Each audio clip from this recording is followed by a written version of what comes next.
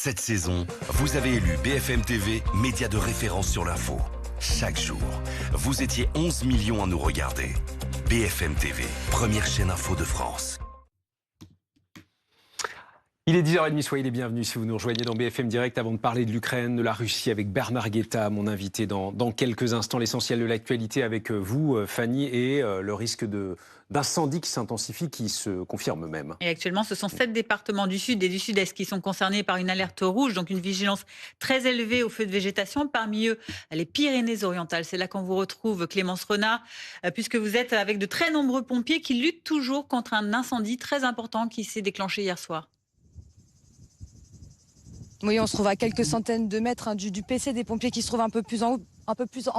600 pompiers quasiment qui sont en train de lutter contre les flammes. Ils sont sur le terrain depuis hier soir avec donc ce brasier qui s'est déclaré hier soir aux alentours de 19h30 dans le massif forestier de Tréviac où on se trouve avec Julie Ben Moussa. Vous voyez cet épais panache de fumée sur ces images et depuis hier soir, le dispositif des pompiers n'a cessé de grandir. Ils étaient 300 soldats du feu au départ, un dispositif qui a donc doublé en quelques heures avec 5 colonnes de renforts extra-départementales qui ont été demandées sur place parce que le feu continue de se propager. Il est situé dans une zone difficile d'accès. Des moyens aériens sont utilisés depuis tôt ce matin.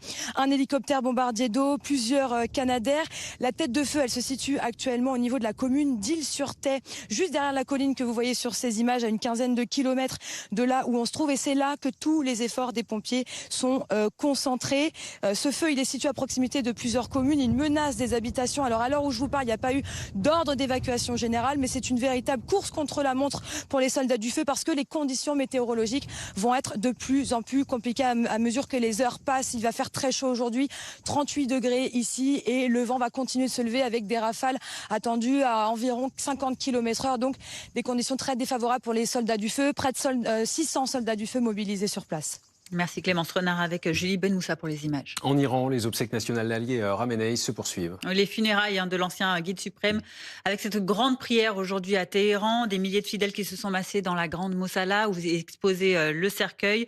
Une majorité de hauts responsables iraniens y assistent ainsi que les trois fils de l'ancien dirigeant sauf son successeur Mojtaba toujours invisible. Et puis bien sûr, l'actu foot avec la joie ce matin au lendemain de la victoire de l'équipe de France en 8e de finale du mondial contre le Paraguay. Oui, le sourire ce matin, mais c'était pas facile hier. Non. Adversaire très agressif, arbitrage contestable, chaleur étouffante, match difficile pour le moins pour les Bleus, très chahutés par ces Paraguayens. Les Français qui remportent la partie 1-0 grâce à un penalty de Kylian Mbappé. Prochaine étape, donc ce seront les quarts de finale avec un France-Maroc à suivre jeudi soir. Merci beaucoup Fanny. Ce matin, on continue de suivre avec beaucoup d'attention ce qui se passe en